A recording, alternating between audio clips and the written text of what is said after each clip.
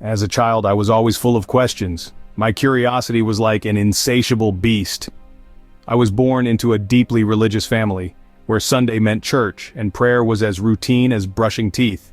But even then, I was the kid who asked, why? Why does God allow suffering? Why must we pray? Why? I was a curious child, full of wonder and brimming with questions. My family attributed this to youthful innocence, but to me it was more than just curiosity. It was a hunger for understanding, a thirst for knowledge. Religion offered many answers, but they often felt incomplete, even contradictory at times. I found myself at odds, wrestling with questions that seemed to have no clear answers. The seeds of doubt were sown early, sprouting in the fertile ground of my growing intellect. But as I grew older, my simple childhood curiosity evolved into something more profound. Teenage years, they say, are the years of rebellion. For me, it was a rebellion of thought. As I stepped into my teenage years, a myriad of questions began to bubble to the surface, like a dormant volcano that had finally decided to erupt. These were questions that demanded answers, questions that refused to be silenced, questions about life, the universe, and everything in between. These were not just mere curiosities, but an intense longing to understand the world around me and my place in it. My teenage years were characterized by an insatiable hunger for knowledge.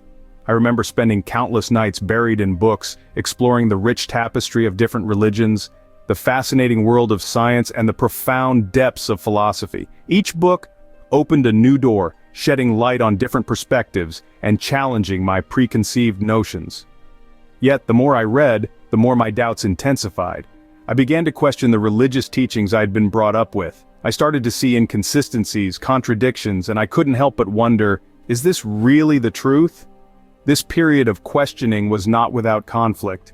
My parents, devout believers, found it hard to understand my growing skepticism. Discussions often turned into heated debates, causing a rift in our relationship. Encounters with religious authorities were no different. Rather than addressing my doubts, they were often dismissed or met with cliched responses. But I wasn't deterred. The lack of satisfactory answers only fueled my desire to seek the truth. I began to realize that it's okay to question, to challenge the status quo, that it's okay to carve your own path, even if it's different from what you've been taught. And so, my teenage years were a whirlwind of questions, and the answers I got were not satisfactory, but that didn't stop me. It only propelled me further on my journey, a journey that would eventually lead me to a profound realization, a realization that would change the course of my life forever. College, the place where minds expand and horizons broaden. It's a unique space where you're encouraged to question, explore, and challenge the status quo. In college, I found myself plunged into a melting pot of ideas, each one more intriguing than the last. There were specific books and authors that played a pivotal role in this journey. I remember reading The God Delusion by Richard Dawkins for the first time. Dawkins' insightful and rational arguments resonated with me, and his words sparked a curiosity that led me to question the faith I had held onto so tightly. Then there were the professors, the bringers of knowledge, who taught us to be critical thinkers. There was one, in particular, Professor Hartman, a philosophy teacher. His classes on existentialism and the philosophy of religion opened my eyes to a world beyond the confines of my faith. He taught us that it's okay to question, to doubt, and most importantly, to seek our own truth. Yet, this journey wasn't without its struggles. Letting go of faith, something I'd held onto for so long, was no easy feat. There were times of confusion, of feeling lost. But, as I delved deeper into the realm of reason and logic, I found a sense of clarity and peace I hadn't experienced before.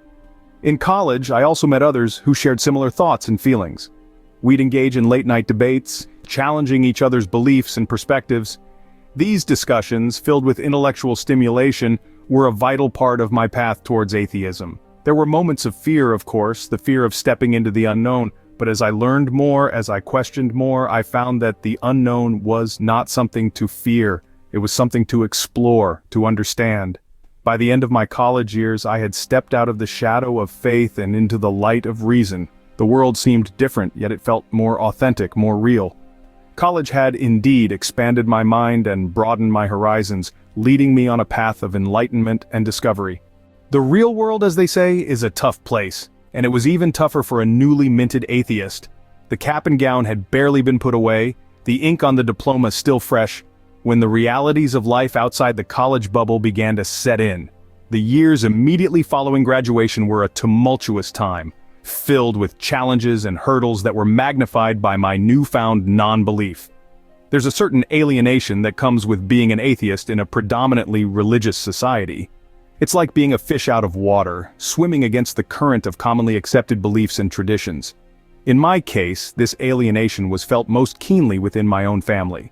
The people who had loved and supported me throughout my life now viewed me with a mix of confusion, disappointment, and even fear.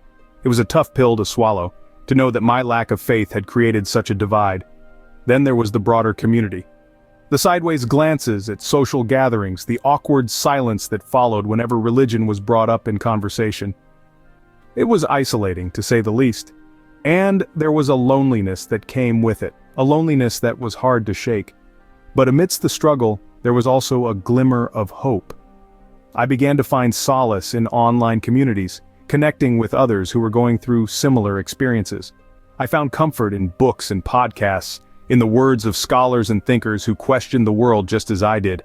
And slowly but surely I found my tribe, a group of like-minded individuals who accepted me for who I was, beliefs and all. The post-college years were a time of struggle, yes, but they were also a time of discovery, of standing up for what I believed in, even when it wasn't easy, of learning to navigate the world as an atheist, and finding my place within it. It was a tough time, but it was also a time of great personal growth. Looking back, I see a journey of intellectual growth and personal courage. A journey that has taken me through the winding paths of curiosity, through the thickets of confusion, and onto the open plains of enlightenment. It's been a journey of self-discovery. A journey that's seen me grapple with doubt, wrestle with faith, and emerge with a worldview that's deeply rooted in reason and evidence. I've faced struggles, yes. There were times when I felt isolated, misunderstood, times when I questioned not just the belief systems I was raised with, but also my own capacity to find answers. And yet, it was in these moments that I found my strength. It was in these struggles that I discovered the resilience of my spirit, the tenacity of my mind, and the depth of my courage. And there were victories too, victories that came not from external validation, but from the quiet satisfaction of recognizing a truth for myself. Victories that came from the liberating realization that I am the captain of my own ship, the author of my own destiny. Becoming an atheist has profoundly shaped my worldview. It has taught me to question, to seek, to probe, and to not accept anything at face value. It has made me realize that it's okay to not have all the answers, that it's okay to live with uncertainty. For in that uncertainty lies the potential for growth, for learning, for discovery. And it has shaped my attitude towards life too.